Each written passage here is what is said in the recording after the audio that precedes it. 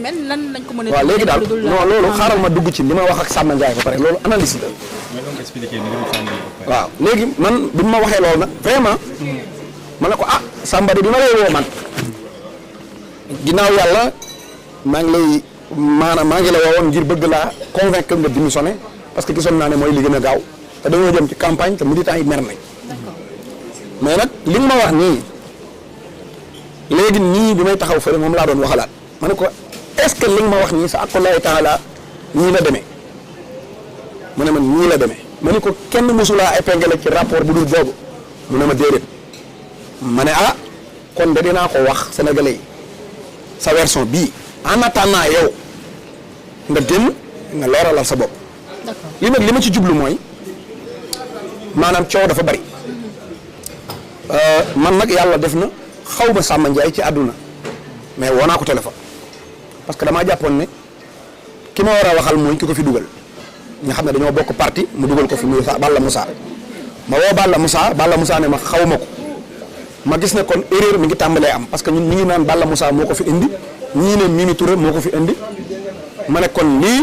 il faut ma saytu parce que in jaakum faasiqun bi naba'in fatabayyanu yàlla alxuraan loolu la digle ma dem wut numéro Samba Ndiaye waxtaan ak moom démb parce que li ñu waxtaan lépp bu ma ko calculer ëpp na 3 heures de temps pour convaincre ko rek mu bàyyi mbir mi nag maanaam ñi la demee jàpp naa ne nag erreur moom am na ci mooy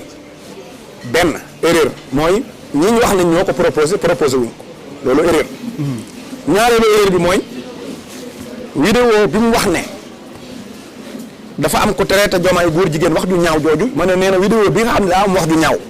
te mën a wax ne lii wax ju ñaaw la moom waxu ko joxe na tur ak sant ak ub dëkk ne ku ñuy wax Abdou Ndiaye di meeru Kër Mbaba moo ko wax Abdou Ndiaye nag xëy na dana jot sama vidéo bii bu dee moom la mën na koo dëggal bu dul moom itam xëy na mën na koo dëggal mën naa weddi ne du moom waaye man loolu la ma Samba Ndiaye wax ma jóge ci laaj naa ko nan nga def ba dugg Pastef parce que da ngaa transmis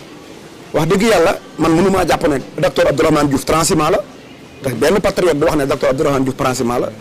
benn patriote du wax ne Mimi Touré transhumant la parce que xeex bi nag gën nañ cee yàggante waaye nag am na ñoo xam ne bi muy fin lañ ñëw ñooñu nag man dama leen di considérer en tant que rek ñoo xam ne xeex nañ pour projet bi man loolu laa jàpp kon nekkul transhumant comme ni ko président de la république waxee démb ne Samba Ndiaye du transhumant kon Samba Ndiaye moom du transhumant parce que wan na ma ay vidéo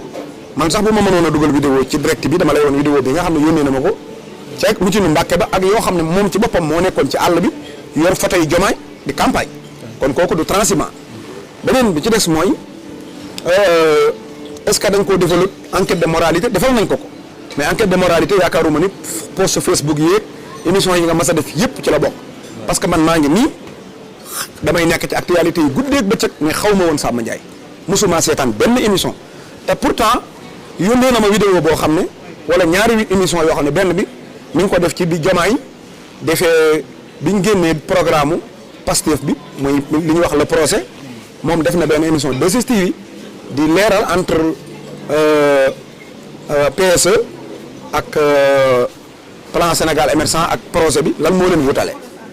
te seetaanu ma ko wala bu ma ko gisee bàyyiwuma ko xel kon noonu la mënoon a defee ay wax yoo xam ne wax yu rëy la mais kenn du ko gis parce que enquête de moralité yaakaaruma ne dina àgg foofu kon def nañ enquête de moralité ba léegi kon état bi amul fët ci loolu buñ ci jógee rapport bi ko épinglé tamit bu fekkee nii ma ko waxee noonu la demee mooy ay fët yoo xam ne sa faute de section la 5 millions la fay na ko boobaag léegi 10 ans la loolu tamit nekkul loo xam ne war naa mën a tax ñu ne yow doo bokk ci gouvernement kon ba léegi man Samba Ndiaye lan moo mën a teree mu bokk ci gouvernement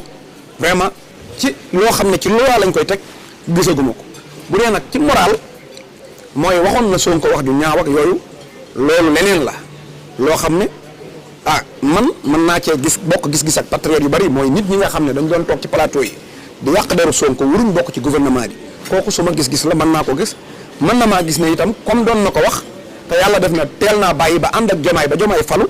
amul problème beneen bi ci des nga xam ne dinaa ko wax mooy moom xaw ma nag man CV bu baax man CV Thierno Bocoum rek laa gis bu gudd waaye daal nee na ma man ab CV moom ñi ko gën ci réew mi laa bokk dama jàng fa jàng jote sama palmarès ci état tamit dafa rafet mooy 93 laa tàmbali liggéeyal état ba 2023 bii muy fanweeri at yoo xam ne benn yoon lañ ma mës a génneel fët bu ma defal état kon donc tamit Diomaye bu gisee CVM sukkandiku ci CV boobu fal ko kooku tamit mënuñu cee rapproché suñuy kilifa ne dañ ñuy war wala dañoo jël ay nit ñoo xam ne mérité wuñ ko ñu teg leen ci loolu daal laa xam ne nii laa ko bëggoon a résumer pour sénégalais yëpp jot ci li ci des nag man lii waxu Samba Ndiaye la bu ma wax man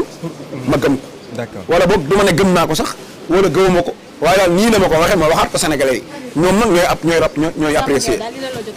waaw ñoom ñooy apprécier. d'accord mais jamono ji peut-être ñàkk déggoo bi nga xamante ni nemmeeku nañu ko entre président Bassirou Diomaye Faye ci sortem bi ak poste bi nga xamante ni Ousmane Sonko def na ko ndax Ousmane Sonko d'après poste bi nga xamante def na ko suñu ko sukkandikoo wala luñ ci tënk mooy que ni voilà ay mesures dinañ ko jël jëmale ci wàllu woowule nga dégg discours bi nga xamante ni président tenir na ko ni ki démb di xam le ni voilà duñu sukkandiku c'est parce que kii dañu doon xaas wala dañu doon ngaañ waruñu ko fal expliqué na sax détaillé comme ni nga fi jot a junj ci anam bi nga xamante ni noonu lañ ko daal di falee donc ba ci journaliste bi ko laaj sax daf ko xamal ni ko voilà propos yi nga xam ne Ousmane Sonko moom la tenir loolu moom la concerné donc mu mel ni tey journaux yu bëri tiitaree nañu ko ñàkk déggoo dafa am entre premier ministre ak président ci kaawu Samba Ndiaye. waaw xam nga man de su ma toogoon président de la république daan ne diw daf ñoo xas dama koy génnee gouvernement bi wala daf ñoo nangam dama koy dàq publiquement loolu moo gën a garaaw lii nii toppee Samba Ndiaye il faut ñun patriotes yi ñu dalal bàyyi suñu xel ne ñun duñu président duñu premier ministre duñu waruñu yenn ndomba tànk yi liberté bi ñu am suñu bopp bay toog di wax ni ñu ko bëggee président de la république ku ñu tënk la amul sañ-sañu seppi benn sénégalais rek di wax ci moom naan nii la ma def ak nee laa ko def kooku c'est personnel wét loolu nag ça n'a rien à voir ak day weddi li Sonko wax Sonko dafa wax ne dinañ ki réparer parce que kon réparer bi mën naa am sax da doon bëgg a defi enquête comme bii ma def ba xam li patriote yi reproché Samba Ndiaye effectivement lan la ci yoon wax mu def ko ndax Sonko tamit mënut a def lu jéggi yoon léegi nag journaliste bi laaj na ko li Sonko wax Sonko waxul dafa bind fan la bind page Facebook am ñan la interpellé ay militant Bassirou Diomaye ngeen bëgg moom en tant que président de la république bu taxaw di def discours à la nation dem ba ci page Facebook benn sénégalais buy benn leaderu parti buy wax ak ay militant ñu ne ko léegi wax bii noo ko gisee mu dugg ci page Facebook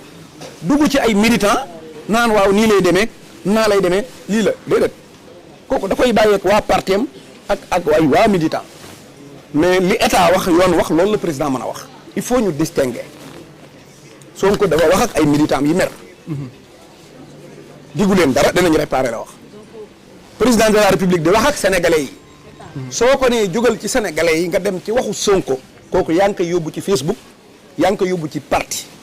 te président génn na ci loolu. donc côté boobu ñu gis yenn ci ay kilifa aussi rôle bi ñu ci joué ay directeur général yoo xamante ne ñu ngi ci parti bi ak ay kilifa yoo xamante ñu ngi ci parti bi jugé que ni kii di Samba Ndiaye dañu ko fi war a jëlee donc ñoom seen rôle est ce que tamit waru woon nekk footum biir nekk waxee ko seen biir est ce que tamit loolu nekkul lu gën a influencé ndaw ñu tamit pour ñu gën a wax que nañ fi jëlee Samba Ndiaye aussi. waaw xam nga Pastef damay njëkk a ñëw ci sénégalais yëpp parce que man nomination Samba Ndiaye nga wax. mais man bëri na nomination yoo xam ne dina am man du ma neex wala nit ki ñu koy teg su ma sañoon duñ ko teg